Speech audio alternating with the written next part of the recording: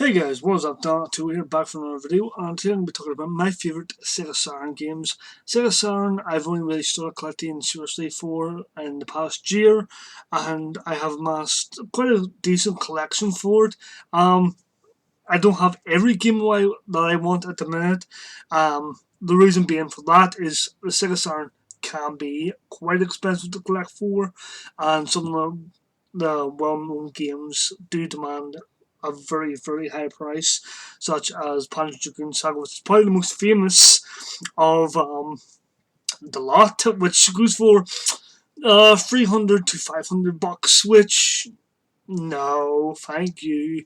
There is other games like that which are quite expensive, and I don't really want to dabble in that too much because I do not want to put myself in fucking debt.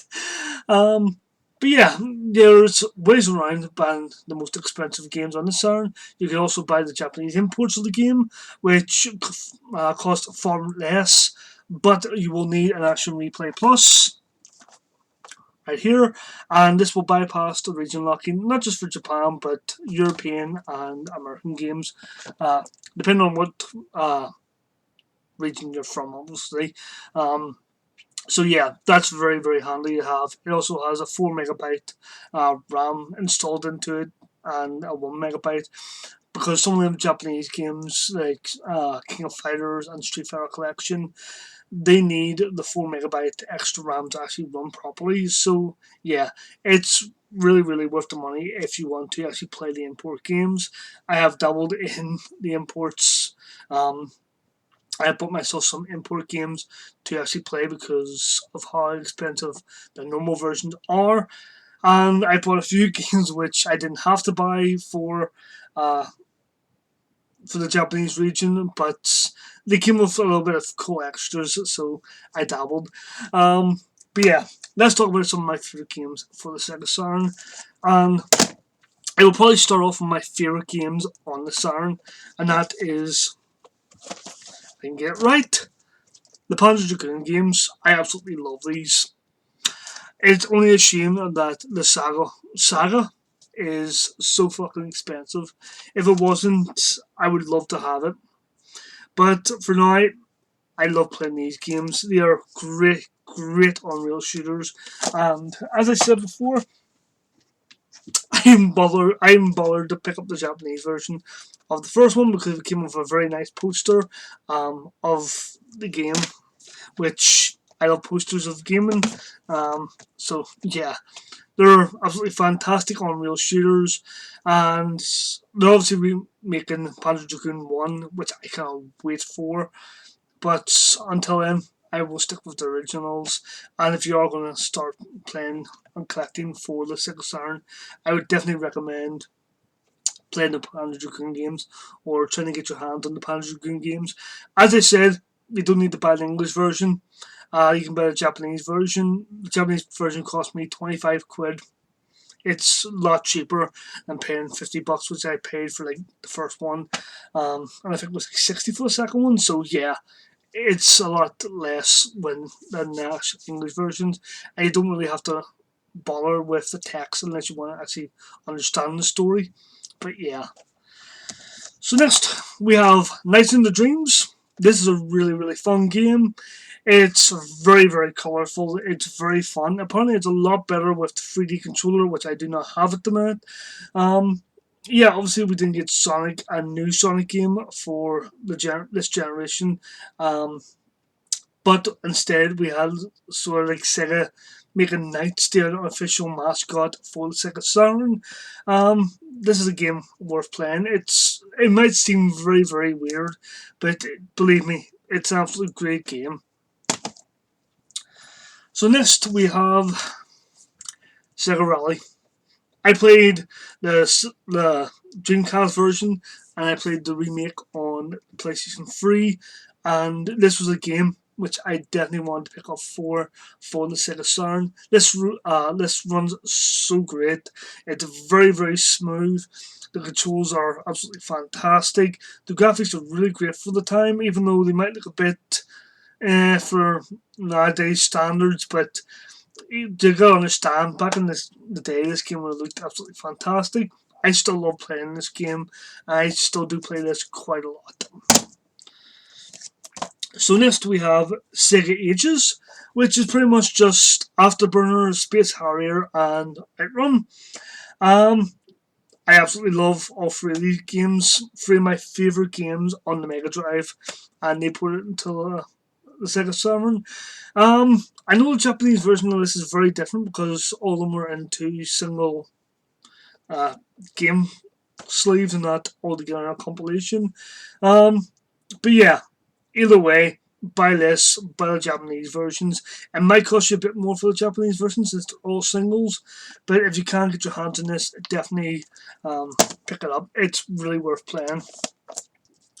So next we have probably my favourite beat 'em up on the Sega Saturn, which is Guardian Heroes. This was made by the guys who made Gunstar Heroes, one of my favourite Mega Drive games of all time. I absolutely love this. Great beat 'em up.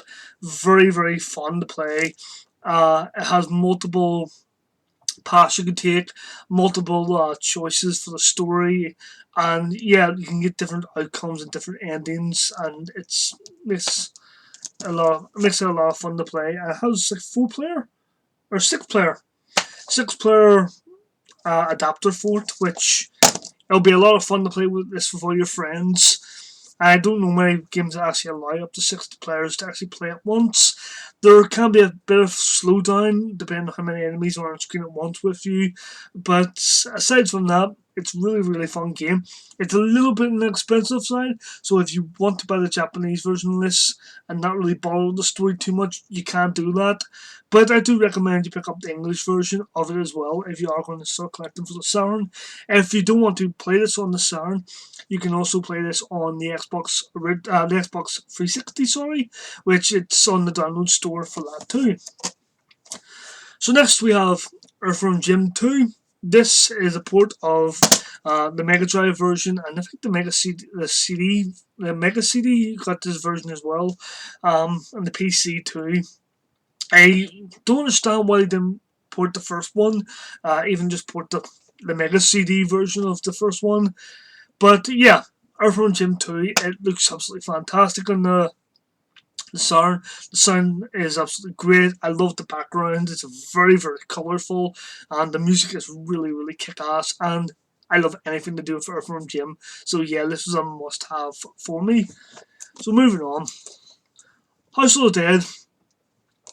This is not a bad port of the House of the Dead arcade game. It obviously doesn't look as good as the arcade would, but it is still very fun to play. I love busting out the old CRT behind me and playing it with my light gun. It's really fun to play. You can't go wrong with House of the Dead. Even if you have to use your controller, I still find it really fun to play. I always love playing the House of the Dead games. So next we have the Virtua Cop games. Another Unreal shooter game, which I really enjoy. These are really fun to play. I can't say much about them games. They're all pretty much the same. Just line up the targets, shoot them, move on to the next area, do the same. Virtua Cop looks really fun. It's got great music, and yeah, really great to play, especially if you're a fan of Unreal shooters, which I am. So next we have Real Bout Fatal Fury. I always get that name wrong. I had to double check them myself. This is a beat 'em up. I don't think this was released in Europe or America. I think this was Japan only. Obviously, I said I was importing games, and this is one of the first games I imported because I love fighting games, and yeah, I love Fatal Fury. So yeah, I can't say too much about it. It's fun, it's fast paced, it's really awesome. So lastly, we have Astal.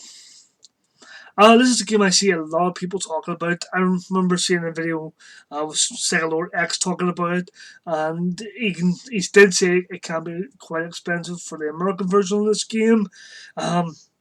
But I bought the Japanese version, and it was pretty cheap actually. It was not $200 cheap, but it was 500. Jesus Christ, it was £50. So yeah, it's a lot better than 200 quid. Obviously, you can understand the story, but you can obviously look up YouTube videos of the English version and understand what the story's about. It's pretty much just a stall saving. I think it's his sister of his girlfriend. It's one of the two. It's a really great platformer. It's really really fun. It looks absolutely fantastic. The music's absolutely great. Um, I did have to put this from Japan itself, so it did take a while to come. Um, but it was actually worth importing, and it's one of my favorite games. On the Sega Saturn.